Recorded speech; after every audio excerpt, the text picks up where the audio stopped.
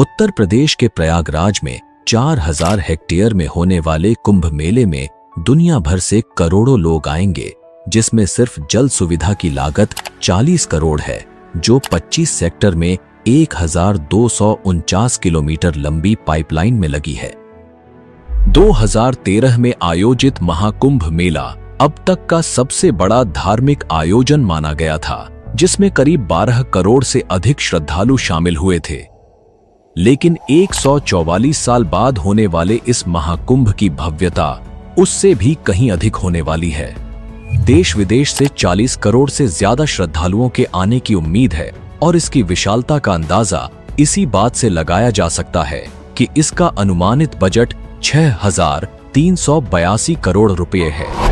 भारतीय अंतरिक्ष एजेंसी इसरो का कहना है कि कुंभ मेला इतना विशाल और भव्य होता है कि इसे अंतरिक्ष से भी देखा जा सकता है। लेकिन आपके मन में यह सवाल जरूर उठता होगा कि यह इतना विशाल और प्राचीन आयोजन आखिर शुरू कहां से हुआ और इसके पीछे का इतिहास क्या है? क्या इसका उल्लेख भारतीय वेदों, पुराणों और धर्म ग्रंथों में मिलता है, या फिर इसके पीछे कोई और गहरी और रहस्यमयी कहानी छिपी है? और सबसे रोचक बात यह है कि कुंभ के शाही स्नान का पहला अधिकार केवल नागा साधुओं को दिया जाता है, जबकि अन्य साधु संतों को उनके बाद स्नान करने का अवसर मिलता है। इस विशेष परंपरा के पीछे छिपा है एक अद्भुत इतिहास जो नागा साधुओं को इतना विशिष्ट और सम्माननीय बनाता है। महाकुंभ का आयोजन प्रयागराज के त्रिवेणी संगम पर होता है, जहां गंगा, यमुना और सरस्वती नदियों का संगम माना जाता है। लेकिन यहां केवल गंगा और यमुना ही दिखाई देती हैं। तो आखिर कलयुग में सरस्वती नदी अदृश्य क्यों हो गई? क्या यह केवल एक धार्मिक मान्यता है या इसके पीछे कोई गहराई से छिपा हुआ वैज्ञानिक रहस्य है? और प्रयागराज में स्थित अक्षयवट, जिसे अमर वृक्ष माना जाता है, जो सृष्टि के विकास और प्रलय का साक्षी रहा है, इसके पीछे का इतिहास और महत्व भी जानेंगे। 2025 के महाकुंभ में भारत के 13 प्रमुख अखाड़े हिस्सा लेने वाले हैं। जानेंगे कि अखाड़ों का इतिहास क्या है, उनका विशेष महत्व क्या है और इस बार किन्नर अखाड़े को शामिल करने के पीछे की वजह क्या है।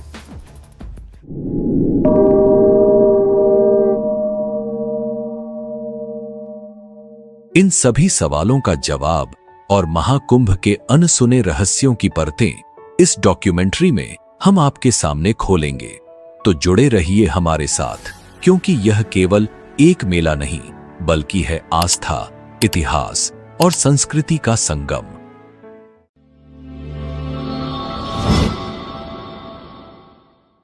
प्राचीन ग्रंथों में कुंभ मेले का स्पष्ट उल्लेख नहीं मिलता, फिर भी इसे भारत का सबसे बड़ा तीर्थ माना जाता है।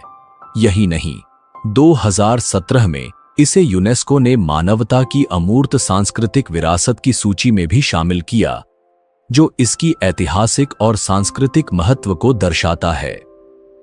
कुंभ संस्कृत का ऐसा शब्द है जिसका अर्थ होता है कलश या घड़ा। लेकिन सवाल उठता है कि अगर कुंभ केवल पानी का घड़ा है, तो यह इतना बड़ा और विश्वविख्यात त्योहार कैसे बना? आइए इस वीडियो में हम आपको महाकुंभ के आरंभ से लेकर आज तक की पूरी यात्रा के बारे में बताएंगे। कुंभ मेले के इतिहास को समझने के लिए हमें 2 प्रमुख पौराणिक कथाओं को जानना होगा, जो इस पर्व की गहराई और महत्व को उजागर करती हैं।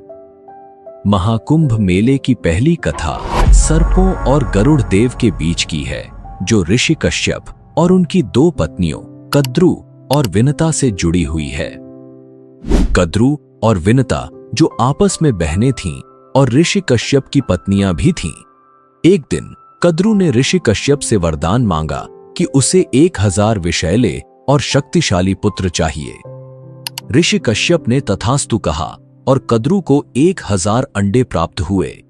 यह देखकर विनता ने भी वरदान मांगा कि भले ही उसके पुत्र कम हों, लेकिन वे कद्रू के पुत्रों से अधिक शक्तिशाली हों।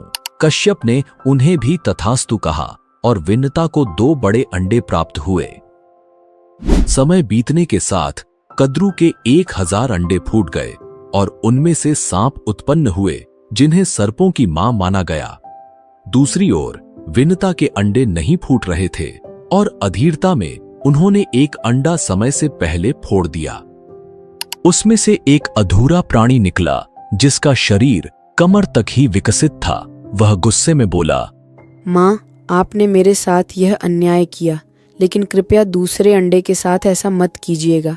वह प्राणी उड़ गया और उसका नाम अरुण रखा गया। आगे चलकर वह सूर्यदेव का सारथी बना।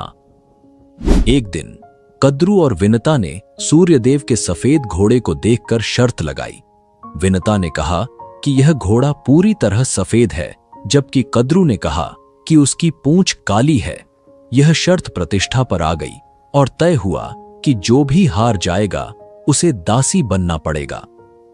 कद्रू ने अपने नागपुत्रों से कहा कि वे सूक्ष्म रूप धारण कर घोड़े की पूंछ से चिपक जाएं ताकि वह काली दिखाई दे। नागों ने ऐसा ही किया और कद्रू शर्त जीत गई। विनता को हार मानकर दासी बनना पड़ा। कुछ समय बाद विनता के दूसरे अंडे से एक शक्तिशाली प्राणी निकला जिसका चेहरा गरुड़ पक्षी जैसा था और शरीर मनुष्य जैसा। उसका नाम गरुड़ रखा गया। जब गरुड़ ने देखा कि उसकी मां विनता, कद्रू और उनके 1000 सर्प पुत्रों की दासी बन चुकी है, तो उसने अपनी मां को मुक्त कराने का संकल्प लिया। गरुड़ ने सर्पों से विनता को मुक्त करने का उपाय पूछा। सर्पों ने कहा, अगर तुम वैकुंठ से अमृत कलश लाकर हमें दे दो तो हम तुम्हारी मां को मुक्त कर देंगे। गरुड़ ने यह शर्त मान ली। वैकुंठ धाम पहुंचकर गरुड़ ने अमृत कलश प्राप्त किया। देवताओं ने उन्हें रोकने की कोशिश की, लेकिन गरुड़ अपनी अद्वितीय शक्ति के बल पर सफल रहे। विष्णु जी ने गरुड़ को रोका और उनसे पूछा, तुम इस कलश को क्यों ले जा रहे हो, जबकि इसे खुद ग्रहण नहीं कर रहे? गरुड़ ने अपनी मां को मुक्त कराने की व्यथा सुनाई। विष्णु जी ने गरुड़ से कहा, अगर मैं तुम्हें यह कलश ले जाने दूं, तो तुम हमेशा के लिए मेरे वाहन बनोगे? गरुड़ ने इस शर्त को स्वीकार कर लिया। गरुड़ ने अमृत कलश सर्पों के पास पहुंचाया, लेकिन विष्णु जी ने अपनी मायावी शक्ति से अमृत कलश को वहां से गायब कर दिया। गरुड़ ने अपनी मां को दासत्व से मुक्त कराया। इस यात्रा के दौरान गरुड़ पर इंद्र ने कई बार हमला किया, लेकिन वे असफल रहे। अमृत कलश से अमृत की कुछ बूंदें हरिद्वार, प्रयागराज, उज्जैन और नासिक पर गिरीं। यही कारण है कि इन 4 पवित्र स्थलों पर कुंभ मेले का आयोजन होता है। लेकिन आगे बढ़ने से पहले इस वीडियो को एक लाइक करके चैनल को सब्सक्राइब जरूर कर लीजिए, क्योंकि ये आपके लिए 1 सेकंड का काम है, लेकिन इससे हमारी काफी बड़ी मदद होती है। महाकुंभ से जुड़ी सबसे लोकप्रिय कथा है समुद्र मंथन की, जिसे देवताओं और असुरों के बीच हुआ एक महान प्रयास माना जाता है। विष्णु पुराण के अनुसार एक बार दुर्वासा ऋषि ने एक दिव्य माला बनाई और इसे देवराज इंद्र को भेंट किया, लेकिन इंद्र अपने अहंकार में डूबे हुए उस माला को अपने ऐरावत हाथी के मस्तक पर रख दिया। ऐरावत ने वह माला जमीन पर गिरा दी और अपने पैरों से कुचल डाला। महर्षि दुर्वासा ने इसे अपना अपमान समझा और क्रोधित होकर इंद्र को शाप दे दिया कि उनका वैभव नष्ट हो जाएगा और सभी देवता अपनी शक्तियां खो देंगे। इस शाप के बाद देवता कमजोर हो गए और असुरों से पराजित हो गए। अपने वैभव और शक्तियों को पुनः प्राप्त करने के लिए ब्रह्मा जी ने देवताओं को सुझाव दिया कि वे असुरों के साथ मिलकर समुद्र मंथन करें। इस मंथन से अमृत निकलेगा, जिसे ग्रहण कर वे अमर हो जाएंगे। यह बात जब देवताओं ने असुरों के राजा बलि को बताई, तो वे भी समुद्र मंथन के लिए तैयार हो गए। वासुकी नाग की नेति बनाई गई और मंदराचल पर्वत की सहायता से समुद्र मंथन सावन के महीने में ही किया गया। अमृत का कुंभ यानी कलश मिलते ही असुरों और देवों में युद्ध हो गया। वामन पुराण के अनुसार आचार्य बृहस्पति ने इंद्र के पुत्र जयंत को संकेत दिया कि वह अमृत कुंभ लेकर भाग जाए। दैत्यों ने उसका पीछा 12 दिन तक किया, जो कि 12 वर्षों के बराबर था। युद्ध के समय अमृत कुंभ से त्रिलोक के 12 स्थानों पर अमृत की बूंदें गिरी। इनमें से 8 स्थान देवलोक में और 4 स्थान पृथ्वीलोक पर स्थित हैं: हरिद्वार, प्रयागराज, उज्जैन और नासिक। यही वह पवित्र स्थान है जहां अमृत की बूंदों के कारण कुंभ मेले का आयोजन शुरू हुआ। लेकिन कहानी का सबसे अहम हिस्सा अभी बाकी है, जिसे जानना आपके लिए बेहद जरूरी है। श्रीमद् भागवत पुराण के सागर 6 प्रसंग में कुंभ विवरण के अनुसार सागर के 14 रत्न निकले थे, जिनमें सबसे पहले हलाहल या कालकूट विष निकला। इस विष की ज्वाला इतनी तीव्र थी कि सभी देवता और दानव इससे जलने लगे थे। तब भगवान शिव ने देवता, दानव और समस्त सृष्टि की रक्षा के लिए इसे खुद पी लिया। विष की तीव्र जलन के कारण शिवजी का कंठ नीला पड़ गया, इसीलिए शिवजी का एक नाम नीलकंठ पड़ा।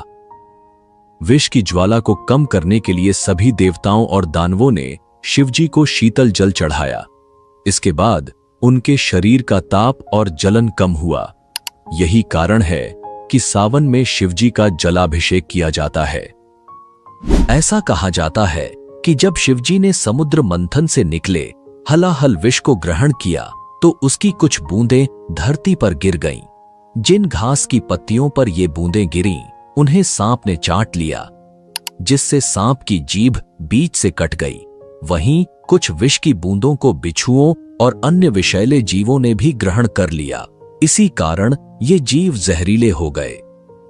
इसके बाद कामधेनु, कल्पवृक्ष, कौस्तुभमणि, उच्चैश्रवा अश्व, ऐरावत गज, रंभा अप्सरा, सुरा, लक्ष्मी, चंद्रमा, शार्गंधनुष, भगवान धन्वंतरी, 5 जन्य शंख और अमृत कुंभ निकला, जिसे विश्व मोहिनी बने भगवान विष्णु ने देवताओं को पिला दिया। इसकी बूंदें हरिद्वार की गंगा नदी, प्रयागराज के त्रिवेणी संगम, गंगा, यमुना और सरस्वती, उज्जैन की क्षिप्रा नदी और नासिक की गोदावरी नदी में गिरी। जहां अमृत की बूंदें गिरी, वहां कुंभ मेले का आयोजन शुरू हुआ। प्रयागराज में जहां महाकुंभ का आयोजन होता है, वहां गंगा और यमुना का संगम तो साफ देखा जा सकता है, लेकिन सरस्वती नदी दिखाई नहीं देती। फिर भी इसे त्रिवेणी संगम कहा जाता है। अब सवाल यह उठता है कि सरस्वती नदी अदृश्य क्यों हो गई? इसके पीछे की वजह जानने के लिए हमें इतिहास और पौराणिक कथाओं में झांकना होगा। महाभारत के शल्य पर्व में सरस्वती नाम से 7 नदियों का उल्लेख मिलता है। श्रीमद् भागवत पुराण में सरस्वती नदी के प्रवाह और उसके स्थानांतरण की एक रोचक कथा का वर्णन है। पुराणों के अनुसार प्राचीन काल में सरस्वती नदी स्वर्ण भूमि में बहा करती थी। कालांतर में इस भूमि का नाम स्वर्ण राष्ट्र हो गया और धीरे धीरे यह सौराष्ट्र कहलाने लगा। उस समय सौराष्ट्र का क्षेत्र प्राचीन मारवाड़ तक फैला हुआ था और सरस्वती नदी इसी भूमि से प्रवाहित होती थी। यहां नित्य सरस्वती की पूजा और अर्चना होती थी। लेकिन समय के साथ इस प्रदेश के लोग यवनों के संपर्क में आ गए और उनके आचार विचार को अपनाने लगे। इससे दुखी होकर सरस्वती ने ब्रह्मा जी से अनुमति मांगी और मारवाड़ एवं सौराष्ट्र छोड़कर प्रयाग में आकर वास करने लगीं। कहा जाता है कि सरस्वती के यहां से चले जाने के बाद यह समृद्ध भूमि धीरे धीरे मरुस्थल में बदल गई और यही मरुस्थल आज राजस्थान के नाम से जाना जाता है। हाल ही में जैसलमेर जिले के मोहनगढ़ में बोरवेल की खुदाई के दौरान अचानक पानी का सैलाब बाहर निकल आया। पानी का प्रेशर इतना ज्यादा था कि लोग इसे देखकर अचंभित रह गए। अब इस घटना को लेकर चर्चा तेज हो गई है। लोग पूछ रहे हैं कि क्या यह प्राचीन सरस्वती नदी का पानी है, क्योंकि इतिहास के अनुसार सरस्वती नदी जो लुप्त हो गई थी उसका रूट यहीं से होकर गुजरता था। आपको क्या लगता है, क्या यह सरस्वती नदी का प्रवाह हो सकता है? कमेंट में अपनी राय जरूर दें। ऋग्वेद में सरस्वती नदी को अन्नवती और उदकवती के रूप में वर्णित किया गया है। इसे समृद्धि और जल की देवी के रूप में पूजा जाता था। ऋग्वेद में बताया गया है कि सरस्वती नदी यमुना के पूर्व और सतलुज के पश्चिम में प्रवाहित होती थी। महाभारत में इस नदी को कई नामों से जाना गया है, जैसे प्लक्षवती, वेद स्मृति और वेदवती। तांडय और जैमिनीय ब्राह्मण के अनुसार सरस्वती नदी मरुस्थल में सूख गई थी। महाभारत के विवरणों में इसका विनाशन नामक स्थान पर विलुप्त होने का वर्णन है। यही वह नदी थी जिसके किनारे ब्रह्मावर्त और कुरुक्षेत्र जैसे प्राचीन स्थल बसे हुए थे। महाभारत में यह भी उल्लेख मिलता है कि बलराम ने द्वारका से मथुरा तक की यात्रा सरस्वती नदी के माध्यम से की थी। इसके अलावा यादवों के पार्थिव अवशेषों को इसी नदी में प्रवाहित किया गया था। इन विवरणों से यह स्पष्ट होता है कि सरस्वती एक विशाल और महत्वपूर्ण नदी थी, जो न केवल धार्मिक और सांस्कृतिक महत्व रखती थी, बल्कि यातायात और परिवहन के लिए भी उपयोगी थी। वैदिक काल में एक और नदी का उल्लेख मिलता है, जिसे दृष्टवती कहा जाता था। यह सरस्वती नदी की सहायक नदी थी और हरियाणा से होकर बहती थी। समय के साथ जब भीषण भूकंप आए और हरियाणा तथा राजस्थान की धरती के नीचे से पहाड़ ऊपर उठे, तो नदियों का बहाव बदल गया। दृशद्वती नदी ने अपनी दिशा बदल ली और आज इसे यमुना नदी के नाम से जाना जाता है। यह सरस्वती नदी के साथ मिलकर बहने लगी और इसी कारण प्रयागराज में 3 नदियों के संगम को त्रिवेणी संगम कहा जाता है। महर्षि वेदव्यास ने इसे तीर्थराज प्रयाग का नाम दिया, जो गंगा, यमुना और अदृश्य सरस्वती के संगम का पवित्र स्थल है। यह स्थान न केवल धार्मिक बल्कि ऐतिहासिक और सांस्कृतिक दृष्टि से भी अद्वितीय है। प्राचीन ग्रंथों में कुंभ का अर्थ केवल एक साधारण कलश है, लेकिन यही साधारण शब्द कैसे बन गया दुनिया का सबसे बड़ा धर्म और संस्कृति का अमर प्रतीक। आइए जानते हैं महाकुंभ के इतिहास से लेकर आज तक के अद्भुत सफर के बारे में।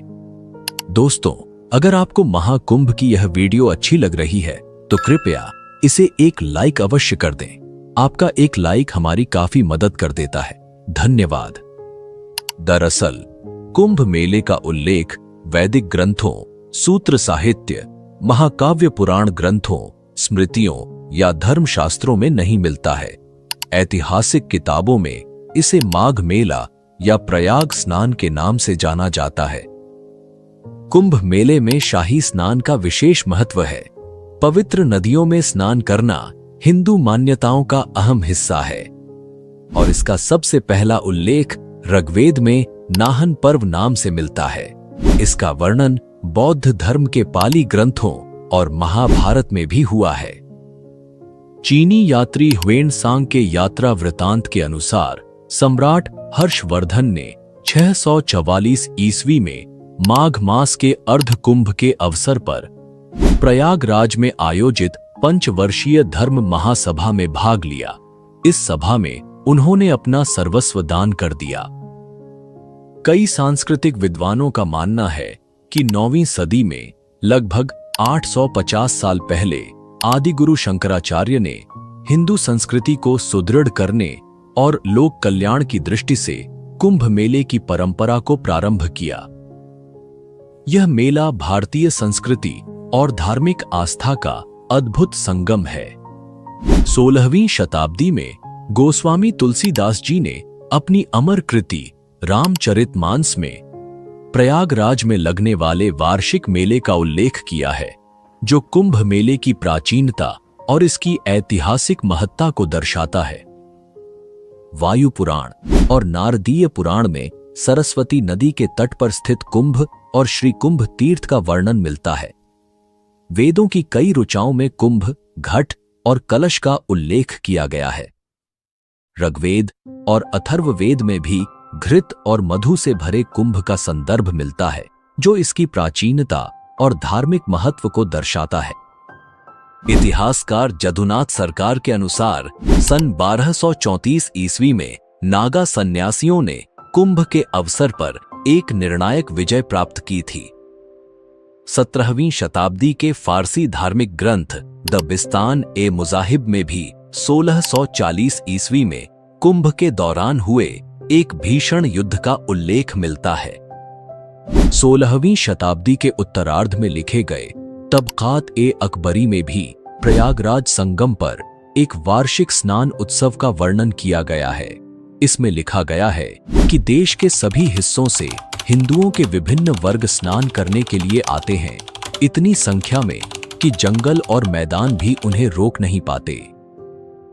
यह विवरण इस बात का प्रमाण है कि कुंभ मेला सदियों से आस्था, इतिहास और भारतीय संस्कृति का एक अभिन्न हिस्सा रहा है। ऋग्वेद और अथर्ववेद में कुंभ का उल्लेख कई संदर्भों में मिलता है। कुंभ का अर्थ केवल पानी का घड़ा है, न कि एक त्योहार। उदाहरण के लिए अथर्ववेद में चतुर, कुंभांश चतुर्धा ददामि और पूर्ण कुंभोद्योग काल आहितस्तम जैसे वाक्यांश विशेष यज्ञों और ईश्वरीय समय की व्याख्या करते हैं। यह दिखाता है कि कुंभ का उपयोग वैदिक अनुष्ठानों और धार्मिक संदर्भों में किया जाता था। वायु पुराण के अनुसार सरस्वती नदी का तट पूर्वजों को समर्पित श्राद्ध संस्कार के लिए आदर्श स्थान माना गया है। वहीं नारदीय पुराण में इसे श्री कुंभ नामक स्थान बताया गया है, जहां स्नान करने से यज्ञ के समान पुण्य की प्राप्ति होती है। इन पौराणिक ग्रंथों में कुंभ का उल्लेख हमें इसकी प्राचीन धार्मिक और सांस्कृतिक महत्ता को समझने का अवसर देता है। नासिक और उज्जैन में आयोजित होने वाले मेलों को सिंहस्थ कहा जाता है। इसे सिंहस्थ इसलिए कहा जाता है क्योंकि जब बृहस्पति सिंह राशि में होता है और सूर्य तथा चंद्रमा की स्थिति मेला आरंभ होने की तिथि को विशेष महत्व प्रदान करती है। सिंह राशि का यह ज्योतिषीय संयोग नासिक और उज्जैन के कुंभ मेले को सिंहस्थ नाम देता है। अब सवाल उठता है कि कुंभ पर्व का स्वरूप एक त्योहार के रूप में कैसे विकसित हुआ। 14वीं शताब्दी के बाद तीर्थ यात्राओं और मेलों का चलन बढ़ा। यहां तक कि 19वीं सदी तक भी कहीं कुंभ मेलों का कोई जिक्र नहीं था। 1868 में ब्रिटिश अधिकारियों ने प्रयाग के माघ मेले की रिपोर्ट को ब्रिटिश सरकार को कुंभ माघ मेला नाम से पेश किया। तभी से इस मेले को नासिक, हरिद्वार और उज्जैन में भी कुंभ नाम से प्रसिद्धि मिलने लगी। हमारे मन में एक प्रश्न अवश्य उठता होगा कि कुंभ मेले का आयोजन और इसके स्थान को तय करने के पीछे कौन सा रहस्य छिपा है। तो आइए इसे विस्तार से समझते हैं। कुंभ महोत्सव का आयोजन ज्योतिषीय गणनाओं और विशेष खगोलीय स्थितियों पर आधारित होता है।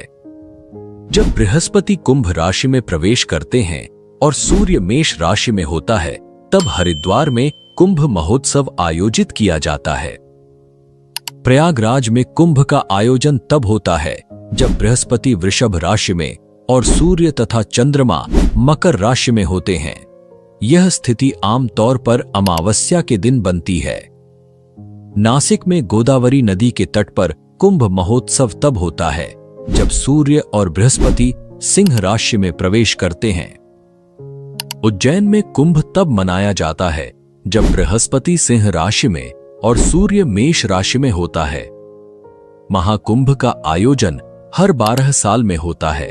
वेदों में बताए गए खगोल विज्ञान के अनुसार ब्रह्मांडीय ऊर्जा का एक चक्र हर 12 साल में विशेष रूप से सक्रिय होता है।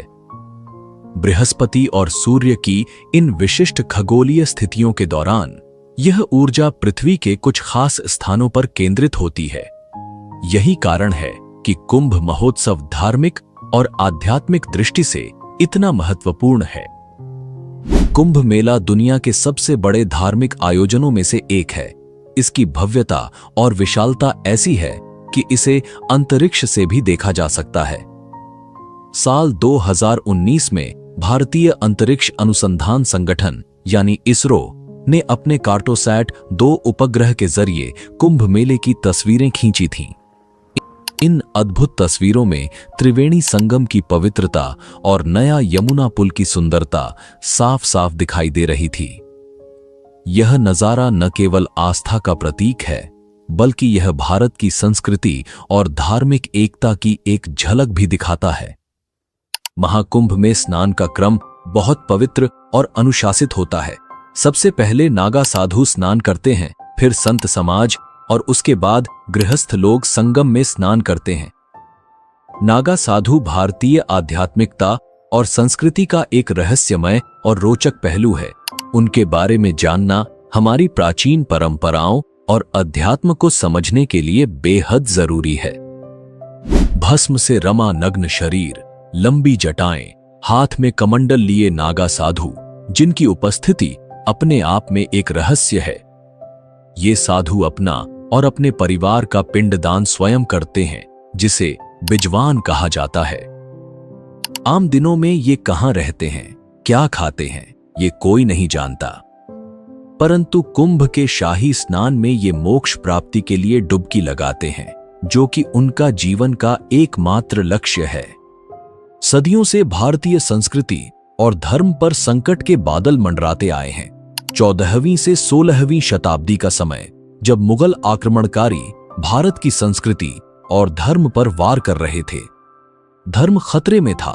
उस समय नागा साधुओं ने धर्म और संस्कृति की रक्षा में अहम भूमिका निभाई। ये साधु केवल शास्त्र ही नहीं, शस्त्र विद्या में भी निपुण थे और धर्म की रक्षा के लिए अपना जीवन तक न्यौछावर करने को तैयार रहते थे। 18वीं शताब्दी में अहमद शाह अब्दाली, जिसे अहमद शाह दुर्रानी के नाम से भी जाना जाता है, ने भारत पर कई बार आक्रमण किया।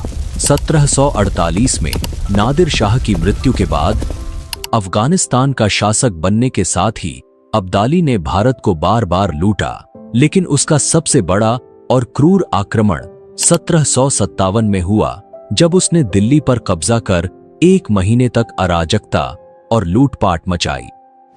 इस आक्रमण का असर केवल दिल्ली तक सीमित नहीं रहा। मथुरा, वृंदावन और गोकुल जैसे पवित्र स्थलों को भी अब्दाली की क्रूरता का सामना करना पड़ा। उस समय नागा साधुओं ने न केवल इन स्थलों की रक्षा की, बल्कि धर्म और संस्कृति की जड़ों को भी सुदृढ़ बनाए रखा। कई बार विदेशी आक्रमण की स्थिति में स्थानीय राजा महाराजा नागा साधुओं से मदद लिया करते थे। इतिहास में ऐसे कई गौरवपूर्ण युद्धों का उल्लेख मिलता है, जिनमें 40,000 से ज्यादा नागा योद्धाओं ने अपनी वीरता का परिचय दिया। अहमद शाह अब्दाली द्वारा मथुरा और वृंदावन पर आक्रमण के बाद जब गोकुल को लूटने की कोशिश की गई, तब नागा साधुओं ने अपनी अदम्य शक्ति और साहस दिखाते हुए अब्दाली की सेना से युद्ध किया और गोकुल की रक्षा की। इस सहयोग को सम्मान देने के लिए हिंदू शासकों और नागा साधुओं के बीच एक समझौता हुआ। धर्म और राष्ट्र की रक्षा की जिम्मेदारी नागा साधुओं को सौंपी गई। इस समझौते के तहत नागा साधुओं को राजसी सम्मान देने के लिए शाही स्नान की परंपरा शुरू की गई। तब से कुंभ के पवित्र स्नान का पहला अधिकार हमेशा नागा साधुओं को दिया गया है। हालांकि हर परंपरा की तरह यह परंपरा भी विवादों से अछूती नहीं रही। 1310 में महानिर्वाणी अखाड़े और रामानंद वैष्णव अखाड़े के बीच एक खूनी संघर्ष हुआ। वहीं 1760 में शैव और वैष्णव साधुओं के बीच शाही स्नान को लेकर भयंकर लड़ाई छिड़ गई। इन विवादों को रोकने के लिए अंग्रेजों ने अखाड़ों के स्नान का क्रम तय किया। यह अनुशासन आज भी कुंभ मेले की परंपरा का हिस्सा है।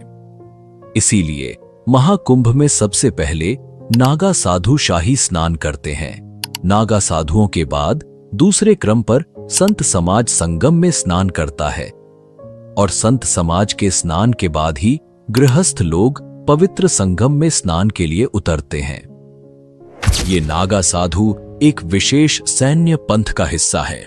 उनके पास त्रिशूल, तलवार, शंख और चिलम जैसी वस्तुएं होती हैं, जो उनके सैन्य दर्जे और परंपरा को दर्शाती हैं।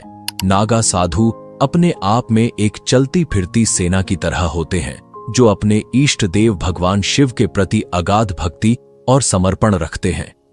नागा साधुओं की दीक्षा प्रक्रिया केवल कुंभ के दौरान प्रयागराज, हरिद्वार, नासिक और उज्जैन में होती है। दीक्षा के स्थान के आधार पर इन्हें अलग अलग नाम दिए गए हैं। प्रयागराज के नागा, उज्जैन के खूनी नागा, हरिद्वार के बर्फानी नागा और नासिक के खिचड़िया नागा। ऐसा माना जाता है कि नागा जनजाति की शुरुआत भारत के उत्तर पूर्वी राज्य नागालैंड से हुई, जहां नंगा पर्वत श्रेणियां फैली हुई हैं। नागा शब्द का अर्थ है पहाड़ और कछारी भाषा में इसे युवा बहादुर लड़ाकू व्यक्ति कहा गया है। अगर आप नागा साधु और महिला नागा साधु के रहस्यमय जीवन के ऊपर एक विशेष डॉक्यूमेंट्री देखना चाहते हैं तो कमेंट करके हमें बताएं। हम जल्द ही उनके जीवन पर एक संपूर्ण डॉक्यूमेंट्री लेकर आएंगे। अब बात करते हैं महाकुंभ के अखाड़ों के इतिहास और शंकराचार्य के योगदान की। कुछ विद्वानों का मानना है कि नागा सन्यासियों के अखाड़े आदि शंकराचार्य के पहले भी मौजूद थे। हालांकि उस समय इन्हें अखाड़ा नहीं कहा जाता था, इन्हें बेड़ा या साधुओं का जत्था कहा जाता था। अखाड़ा शब्द का चलन मुगल काल से शुरू हुआ और तभी से इसे एक संगठित समुदाय के रूप में पहचान मिली। अखाड़ों को समझने के लिए हमें आदि शंकराचार्य के योगदान को जानना होगा, क्योंकि उन्होंने ही अखाड़ों की स्थापना का विचार प्रस्तुत किया था। 7वीं शताब्दी में विदेशी आक्रमणकारी भारत की समृद्धि से आकर्षित होकर यहां आते थे। कुछ धन संपत्ति लूटकर चले जाते, तो कुछ भारत की आध्यात्मिक आभा से प्रभावित होकर यहीं बस जाते। लेकिन इस दौरान भारत की शांति व्यवस्था और सनातन धर्म कमजोर पड़ने लगा। धर्मशास्त्रों और ईश्वर पर तर्क होने लगे और शास्त्रों को चुनौती दी जाने लगी। ऐसे समय में आदिगुरु शंकराचार्य ने धर्म को एक नई दिशा देने और भारत को एकता के सूत्र में बांधने का बीड़ा उठाया। उन्होंने 4 दिशाओं में 4 पीठों की स्थापना की। पूर्व में गोवर्धन पीठ, उत्तर में शारदा पीठ, पश्चिम में द्वारिका पीठ और दक्षिण में ज्योतिर्मठ पीठ। इन पीठों ने भारत की आध्यात्मिक और सांस्कृतिक धारा को जीवित रखने का कार्य किया। शंकराचार्य ने समझाया कि भौगोलिक दूरी चाहे कितनी भी हो, सनातन धर्म की नींव एक ही है। बहुत कम उम्र में ही उन्होंने वेद, उपनिषद और शास्त्रों का गहन अध्ययन कर लिया था। उनकी दृष्टि में सनातन धर्म केवल पूजा पाठ तक सीमित नहीं था, बल्कि यह जीवन जीने का एक मार्ग था। उन्होंने देखा कि धर्म का मूल उद्देश्य आत्मा का परमात्मा से मिलन है, जो समय के साथ खोता जा रहा था। शंकराचार्य ने अद्वैत वेदांत का संदेश दिया।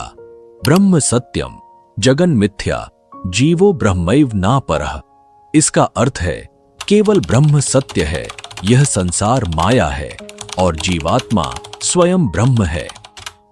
उनका उद्देश्य साधुओं के विभिन्न संघों को एकजुट करना, सनातन धर्म को मानने वालों को संगठित करना और एक साझा लक्ष्य के लिए प्रेरित करना था। इसी सोच के परिणाम स्वरूप अखाड़ों की परंपरा 14वीं से 16वीं सदी के बीच शुरू हुई। अब बात करते हैं अखाड़ों की। अखाड़ा का अर्थ है एक ऐसा समुदाय जो धार्मिक, आध्यात्मिक और सामाजिक कार्यों में सक्रिय होता है। ये अखाड़े सनातन धर्म के संतों और सन्यासियों के संगठन हैं, जिनका उद्देश्य वेद, उपनिषद और धार्मिक अनुशासन का पालन करते हुए धर्म और संस्कृति का संवर्धन करना है।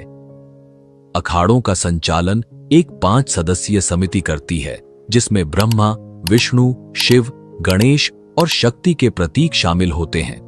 यह परंपरा धर्म और संस्कृति को संगठित रूप में बनाए रखने का माध्यम है।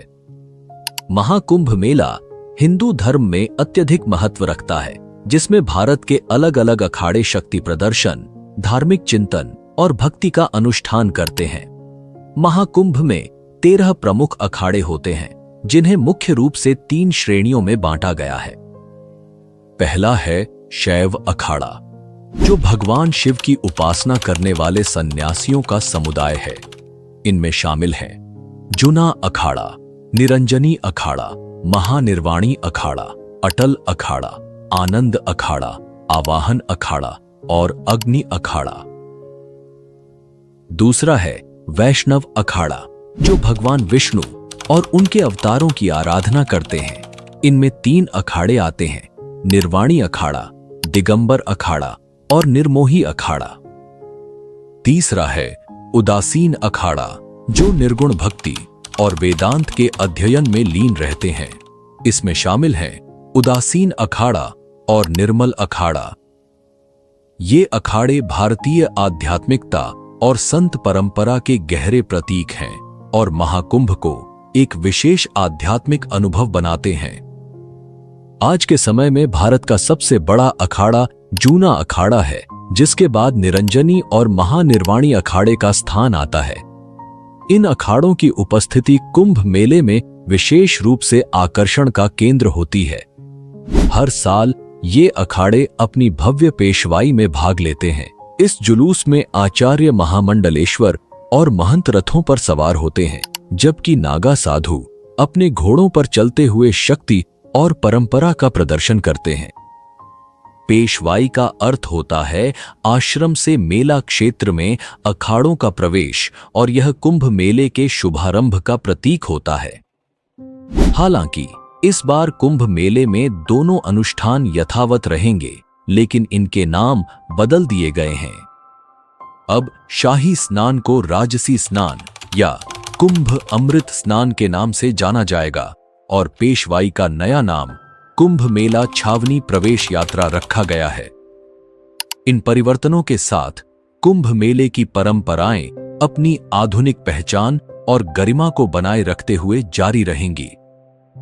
2015 में पहली बार किन्नर समुदाय ने कुंभ में हिस्सा लिया और अब 2025 में लक्ष्मी नारायण अखाड़े के नेतृत्व में किन्नर समुदाय महाकुंभ का हिस्सा बनेगा। यह कदम महाकुंभ के आह्वान का प्रतीक है, समानता का संदेश, जहां कोई भेदभाव नहीं होता। इस पहल का उद्देश्य उन किन्नरों को धर्म और समाज से जोड़ना है जिन्हें अक्सर तिरस्कार भरी नजरों से देखा जाता है। महाकुंभ 2025 में अर्धनारीश्वर धाम के नाम से एक शिविर लगाया जाएगा, जो किन्नर समुदाय के लिए धार्मिक आस्था और सम्मान का केंद्र बनेगा। कुंभ के दौरान अखाड़ों की प्रमुख गतिविधि शाही स्नान होती है। ऐसा माना जाता है कि इस पवित्र स्नान से मनुष्य के सारे पाप धुल जाते हैं और उसे मोक्ष की प्राप्ति होती है। महाकुंभ 2025 एक ऐसा धार्मिक और आध्यात्मिक अनुभव होगा जिसे शब्दों में बयां करना मुश्किल है। इस आयोजन की शुरुआत 13 जनवरी को पौष पूर्णिमा से होगी। इसके बाद मकर संक्रांति, मौनी अमावस्या, बसंत पंचमी, माघी पूर्णिमा और महाशिवरात्रि जैसे पवित्र पर्व 45 दिनों के अंतराल में मनाए जाएंगे। इस महायज्ञ में करीब 40 करोड़ श्रद्धालुओं के शामिल होने की संभावना है। गंगा की पवित्र धाराओं के बीच गूंजते जयकारों की आवाजें, सोने चांदी से सजी चमचमाती पालकियां और आकाश में उठती धुएं की लकीरें, ऐसा अद्भुत दृश्य केवल महाकुंभ में देखने को मिलता है। सुबह के 4 बजे से ही गंगा की लहरें और ठंडी हवाएं मानो खुद देवताओं के स्वागत का इंतजार कर रही हों। शरीर पर भभूत, हाथों में पारंपरिक अस्त्र शस्त्र और आंखों में अनंत भक्ति का तेज लिए सबसे पहले नागा साधु घाट की ओर बढ़ते हैं और शाही स्नान का शुभारंभ करते हैं। उनके बाद ही अन्य श्रद्धालुओं को स्नान की अनुमति मिलती है। अब बात करते हैं उस अक्षय वट की, जिसे अमर वृक्ष भी कहा जाता है। पौराणिक कथाओं के अनुसार प्रयाग में स्नान के बाद जब तक अक्षय वट का पूजन एवं दर्शन नहीं किया जाता, तब तक पूर्ण लाभ नहीं मिलता। यह दिव्य वृक्ष प्रयागराज के मुगल सम्राट अकबर के किले के अंदर पातालपुरी मंदिर में स्थित है और इसे सबसे प्राचीन मंदिरों में से एक माना जाता है। अक्षय वट का उल्लेख पुराणों में भी मिलता है। यह सृष्टि के विकास और प्रलय का साक्षी रहा है। इसके नाम से ही स्पष्ट है कि इसका कभी नाश नहीं होता। मान्यता है कि माता सीता ने इसे आशीर्वाद दिया था कि प्रलय के समय जब सब कुछ नष्ट हो जाएगा, तब भी यह वृक्ष हरा भरा रहेगा। कहा जाता है कि बाल रूप में श्री कृष्ण इसी वट वृक्ष पर विराजमान हुए थे। बाल मुकुंद रूप में श्री हरि इस पवित्र वृक्ष के पत्ते पर शयन करते हैं। इसका उल्लेख कालिदास के रघुवंश और चीनी यात्री ह्वेनसांग के यात्रा विवरण में भी मिलता है। शालिग्राम श्रीवास्तव की पुस्तक प्रयाग प्रदीप में भी अक्षय वट का जिक्र है। ह्वेनसांग ने अपने विवरण में लिखा कि प्रयागराज में एक देव मंदिर स्थित है, जिसके आंगन में एक विशाल वट वृक्ष है, जिसकी शाखाएं और पत्तियां दूर दूर तक फैली हुई हैं। पौराणिक और ऐतिहासिक प्रमाणों के अनुसार मोक्ष प्राप्ति के लिए श्रद्धालु इस वट की ऊंची डालों से कूद जाया करते थे, लेकिन मुगल शासकों ने इस परंपरा को खत्म कर दिया और आम तीर्थ यात्रियों के लिए भी अक्षय वट के दर्शन पर प्रतिबंध लगा दिया। ऐसा भी कहा जाता है कि यहां ब्रह्मा जी द्वारा स्थापित शूलटंकेश्वर शिवलिंग भी है, जिस पर अकबर की पत्नी जोधाबाई जलाभिषेक करती थी। यह भी मान्यता है कि अक्षय वट के नीचे से अदृश्य सरस्वती नदी बहती है।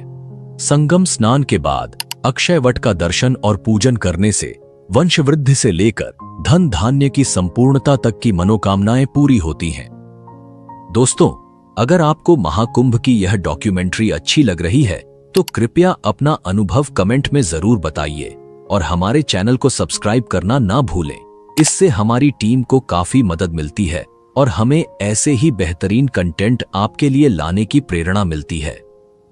महाकुंभ के गौरवशाली इतिहास में एक विशेष घटना 1954 में घटित हुई, जब भारत के पहले राष्ट्रपति डॉक्टर राजेंद्र प्रसाद ने प्रयागराज में कुंभ मेला के दौरान कल्पवास किया। उनके लिए विशेष रूप से किले की छत पर एक कैंप स्थापित किया गया, जिसे आज प्रेसिडेंट व्यू के नाम से जाना जाता है।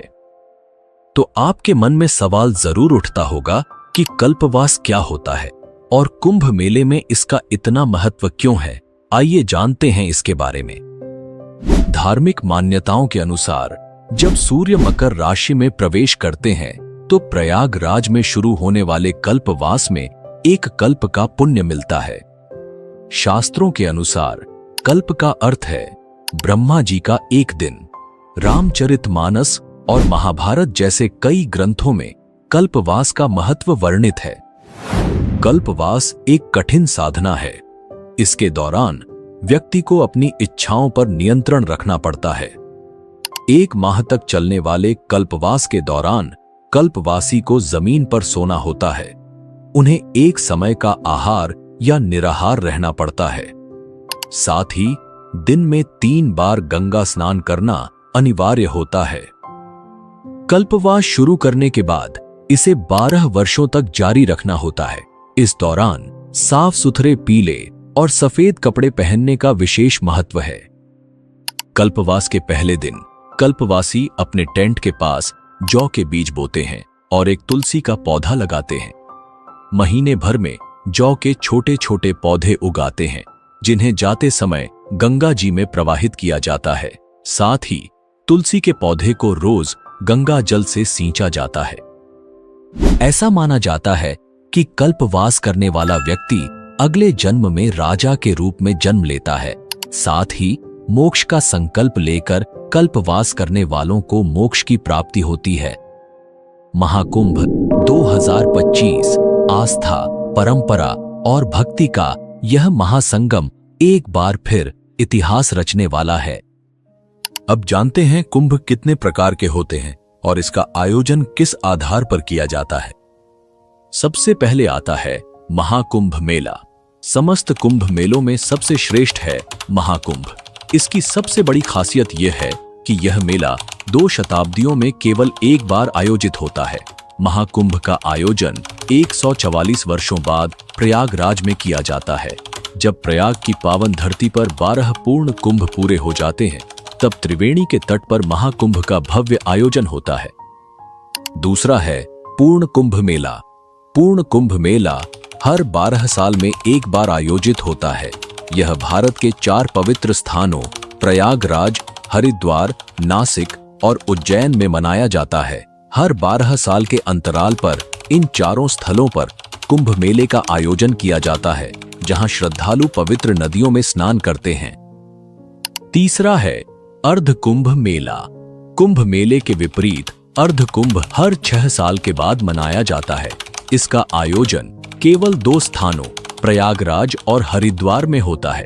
अर्ध का अर्थ होता है आधा, इसलिए इसे कुंभ मेले के बीच के आयोजन के रूप में देखा जाता है। और आखिरी है कुंभ मेला। कुंभ मेले का आयोजन भारत के 4 प्रमुख स्थलों पर होता है: हरिद्वार, नासिक, उज्जैन और प्रयागराज। इस दौरान श्रद्धालु गंगा, गोदावरी और क्षिप्रा नदियों में आस्था की डुबकी लगाते हैं। प्रयागराज में संगम में स्नान का विशेष महत्व होता है। तो यह था कुंभ के प्रकारों और उनके आयोजन का संपूर्ण विवरण। आपके मन में यह सवाल जरूर उठता होगा कि कुंभ पर अरबों रुपए खर्च करने पर आखिर सरकार को क्या मिलता है। आइए जानते हैं कि महाकुंभ 1882 से लेकर 2025 तक सरकार ने कितना बजट खर्च किया और इससे सरकार को कितनी आय हुई। साल 1882 में महाकुंभ पर केवल 20,228 रुपए खर्च किए गए थे। इसकी तुलना में मेले से कुल 49,840 रुपए की आमदनी हुई थी, जिसे राजकोष में जमा कराया गया। इस तरह सरकार को कुंभ से 29,612 रुपए का लाभ हुआ। उस समय मौनी अमावस्या पर करीब 8 लाख श्रद्धालुओं ने स्नान किया था, जबकि भारत की कुल आबादी 22 करोड़ 50 लाख थी। 1894 के कुंभ में भारत की जनसंख्या बढ़कर 23 करोड़ हो गई और इस आयोजन में करीब 10 लाख श्रद्धालुओं ने हिस्सा लिया। इस पर 69,427 रुपए खर्च हुए थे, जो आज के हिसाब से लगभग 10.5 करोड़ रुपए होते हैं। 1906 में कुंभ मेले में 25 लाख लोगों ने भाग लिया। इस आयोजन पर करीब 90,000 रुपए खर्च हुए, जो आज के मूल्य के अनुसार लगभग 13 करोड़ रुपए होते हैं। 1918 के महाकुंभ में संगम में डुबकी लगाने वाले श्रद्धालुओं की संख्या और बढ़कर 30 लाख हो गई। इस बार श्रद्धालुओं के लिए 1,37,000 रुपए का बजट निर्धारित किया गया था, जो आज के हिसाब से लगभग 16 करोड़ 44 लाख रुपए होते हैं। उत्तर प्रदेश सरकार ने महाकुंभ 2025 के आयोजन के लिए 5,435 करोड़ 68 लाख रुपए का विशाल बजट निर्धारित किया है। यह 2019 में हुए कुंभ मेले के 4,200 करोड़ रुपए के बजट से कहीं अधिक है। उत्तर प्रदेश सरकार के आर्थिक सलाहकार केवी राजू का दावा है कि महाकुंभ 2025 में करीब 45 करोड़ श्रद्धालुओं की अपेक्षित भीड़ के साथ इस आयोजन से कम 2 लाख करोड़ रुपए की रेवेन्यू जनरेट हो सकती है। महाकुंभ मेले में इस बार बड़ी संख्या में विदेशी नागरिक भी हिस्सा ले रहे हैं। राज्य सरकार के पर्यटन विभाग ने इन मेहमानों के ठहरने और उनकी सुविधा का विशेष ध्यान रखा है। इसके लिए कई टूरिज्म पैकेज तैयार किए गए हैं। इन आंकड़ों से यह साफ पता चलता है कि समय के साथ न केवल श्रद्धालुओं की संख्या में बढ़ोतरी हुई है, बल्कि आयोजन का बजट, आमदनी और व्यवस्थाओं का स्तर भी लगातार बढ़ता गया है। 13 जनवरी से शुरू होने वाला महाकुंभ 26 फरवरी तक यानी 45 दिनों के लिए रहेगा। इससे आप अंदाजा लगा सकते हैं कि यह विश्व स्तर का एक विशाल आयोजन है। अगर आपको हिंदुस्तान में रहने का सौभाग्य मिला है, तो आपको इस महाकुंभ में एक बार जरूर जाना चाहिए। यहां आपको एक अलग ही दिव्य ऊर्जा महसूस होगी। इतनी ठंड और भीड़ में भी त्रिवेणी संगम पर शाही स्नान करने के लिए लोग संकोच नहीं करते।